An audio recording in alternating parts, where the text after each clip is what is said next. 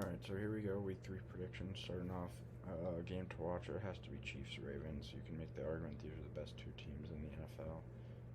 Chiefs coming off a Super Bowl win. Ravens coming off a very successful 2019, and so I think this is going to be definitely a very good game to watch. I think they'll start off each of their seasons, their 2020 seasons, pretty well in the first 2 weeks. All right, first up, Raiders and Patriots. So it's going to be in New England. I think Cam Newton's probably going to be starting. I think by this time, I think he'll definitely get more used to the offense. And I think they're going to pull out the win over the Raiders. I just don't know if the Raiders have the passing game to kind of keep up with a lot of offenses. I think Josh Jacobs is a really good running back, but I don't know if Derek Carr has the wide receiver talent to excel, or quite frankly, Derek Carr, if he has the talent. All right, next up, Rams and Bills. So I got the Bills in this one. Once again, I know I've said this pretty much every video, but I love the Bills. I think they're very good. I think they're a very balanced team, really good offense, as well as a very good defense. And I think the Rams are going to struggle this year because they have a lot of turnover on their team and a lot of unknown. So I think they're going to struggle, especially against the Bills this week. All right, Jets and Colts. So I got the Colts. Once again, one of the best O-lines in football, one of the best running back cores in football. They may not have like a top 7 running back, but I think collectively they can be very good. And I think Phil Rivers is a good fit for that team. So I think they come away victorious against the Jets, who I think will struggle this year. Next up, Dolphins, Jags. I got the Dolphins. The Dolphins, they were a team that worked really hard last year. Obviously, preseason last year they had like 0-16 talk kind of surrounded them, but that obviously didn't come to fruition. Right? They beat the Patriots in Week 17, and they won some good games. And I think some of this will continue in 2020. I'm interested to see who will start, whether it will be Tua or not. And I think they'll be able to get a win over the Jaguars, who I think are going to have a tough 2020. All right, so here are the game we talked about, Chiefs-Ravens. I have the Ravens, so I think the fact that it's in Baltimore, I think that'll help. I know there probably aren't going to be fans, but I still think being at home definitely provides an advantage. Ravens are really good on both sides of the ball. So I think as long as they can try to limit Patrick Mahomes, then I think they should be okay. I think the Ravens are more capable. The Ravens defense is more capable of containing Patrick Mahomes, and the Chiefs defense is at containing Lamar Jackson. And then next up, Bucks and Broncos. So I got the Bucks. Once again, I like the Broncos, but I think the Bucks, just with their offense, are going to be too much for the Broncos. I know Brady has had some struggles in Denver over the years, but I think that's largely due to the Broncos defense being like really good, and I don't know if this year it's going to be as good. So I think the Bucks will come away with the win. Moving on, Panthers, Chargers. I got the Chargers.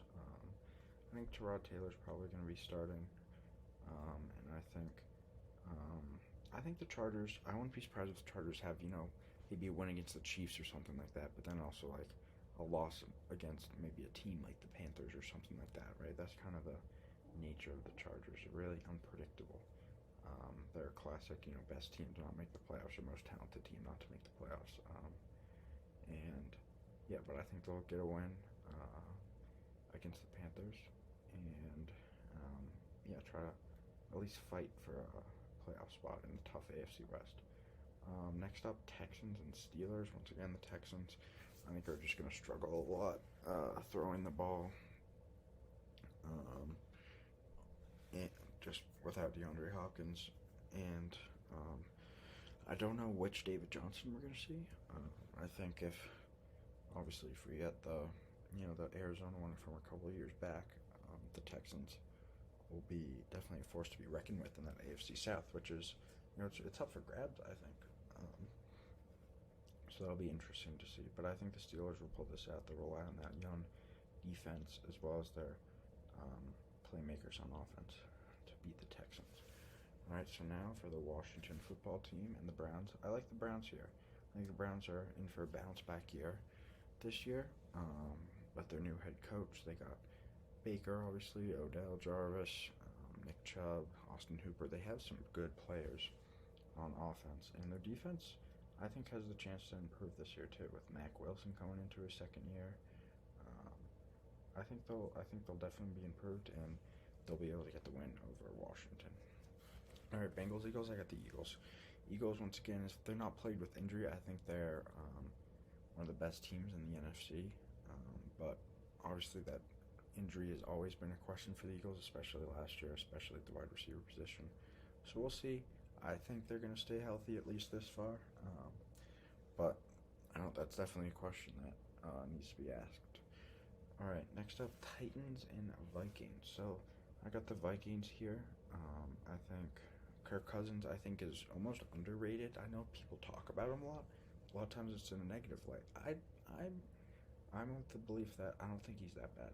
I think Dalvin Cook is very good. Justin Jefferson, Adam Thielen, even Kyle Rudolph. I think those are pretty good receiving threats, and then obviously Dalvin Cook running as well. So I think they'll come away with the win against the Titans. I think the Titans rely a little too much on the run, so I think if the Vikings get up early, I think that's key. I think that's key against really any team playing against the Titans. Maybe if you win the coin toss, try to receive first, right? Go up 7-0. So they have to go away from Derrick Henry and make Ryan Tannehill throw the ball, and I think that is a weakness of the Titans that the Vikings defense can exploit. Next up, Cowboys, Seahawks. I got the Seahawks. Seahawks, one of my favorite teams coming into this year. As far as the way they're built, I think they have some good. They had a little kind of stretch the last few years where they had Russell Wilson, but other than that, it wasn't too much on the offensive side of the ball. But I think you got Will Dissly coming back, DK Metcalf, Chris Carson, who's very underrated, Tyler Lockett. So I think the Seahawks are going to be quite good this year, and playing Century Field, I think, will be definitely a tough task for the Cowboys to overcome. And obviously they got Jamal Adams too on defense. They have one of the best safety duos, Quandre Diggs as well as Jamal Adams. So I think they're going to be good, and I think they're going to get the win this week against the Cowboys, who I think will struggle to stop the Seahawks offense. All right, next up, 49ers, Giants. I got the 49ers. Still have the great running scheme. I think Jimmy G is still good. I think a lot of people, obviously that game against the Packers, I think, where he threw, I think, less than 10 passes. That was obviously in the spotlight, NFC Championship game. But if you take a look at his stats, it's just a matter of how much he's throwing the ball, really. It's not like he's gotten worse or anything. I think they've just shifted to more of a run-heavy offense, especially with Deebo Samuel out. I think he broke his foot. I'm not sure of his timetable, but I think they'll definitely lean on the run at the start of the year. They did draft a wide receiver, Brandon Ayuk, out of Arizona State, who's good, but I think obviously that'll take a couple weeks, with as the case with most rookies. And I think they'll get the win over the Giants this week. Next up, Lions, Cardinals. I like the Cardinals. Kyler Murray. I think Kyler Murray's going to have a good year this year. They have Kenyon Drake, who was pretty good at the end of last year when they acquired him. And then obviously DeAndre Hopkins, Larry Fitzgerald. All those guys who I think are Christian Kirk. And I think, although the Lions, I think, will improve this year, I don't know if their record will show it, but I think they'll definitely play better. Because they have good players on offense. But I think Cardinals are just going to be too much for the Lions too. And now, so this is kind of almost your second game to watch. I think this is going to be a really good game, Packers-Saints. I got the Packers taking this one. They're in Lambeau. Drew Brees out of the dome has kind of been a common theme, kind of a struggle throughout his career. So I think Aaron Rodgers will have a good game, and we'll be able to spread the ball around to Devontae Adams, Allen Lazard, Aaron Jones, Jamal Williams, those type of guys. So I think the Packers are going to come away with this, but I think that's going to be a very good game. Last game of the week, Bears Falcons. I got the Bears. So the Bears, obviously I mentioned this before, but it really comes down to Mitchell Trubisky, how he's going to play. That defense is quite good. It's very talented. It just comes down to Trubisky and how well he's going to perform, as well as guys like David Montgomery. If he can improve this year, then that'll take some of the weight off of Trubisky and therefore help the Bears' offense. And with the Falcons, it's almost the opposite. I think their offense is very good, especially with the acquisition of a guy like Todd Gurley. I think their offense is very good, but their defense is just really unpredictable. And I think in this particular game, I think the Bears will be able to pull it out.